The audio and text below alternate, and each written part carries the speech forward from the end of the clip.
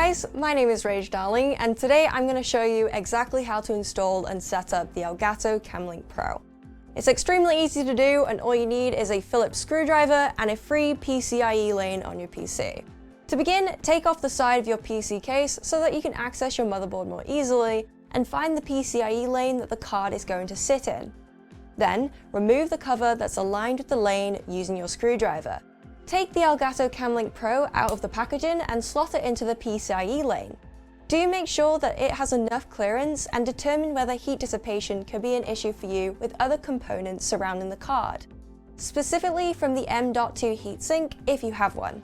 Slotting in the card correctly should mean you hear an audible click and the card shouldn't be able to move about. Screw in the Cam Link Pro cover to secure it in place and put the side of your PC case back on. The Elgato Cam Link Pro is now installed, and the next thing to do is download the drivers and the multi-view software from the Elgato website. Navigate to the download section of the Elgato website and select Cam Link Pro from the drop-down.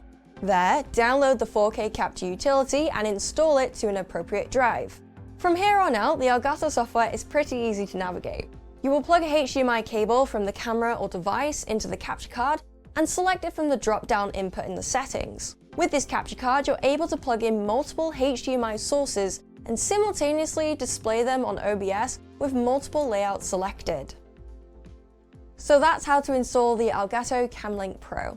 The capture card is available to buy on scan.co.uk, so make sure to head to the description and check it out, along with all of the other recommended streaming gear. Are there any other products that you guys would like us to test and try out? Then let us know and we could feature your request in the next YouTube video. Be sure to follow us on socials at ScanProGaming and myself at Rage Darling, and we'll see you guys in the next video. Bye!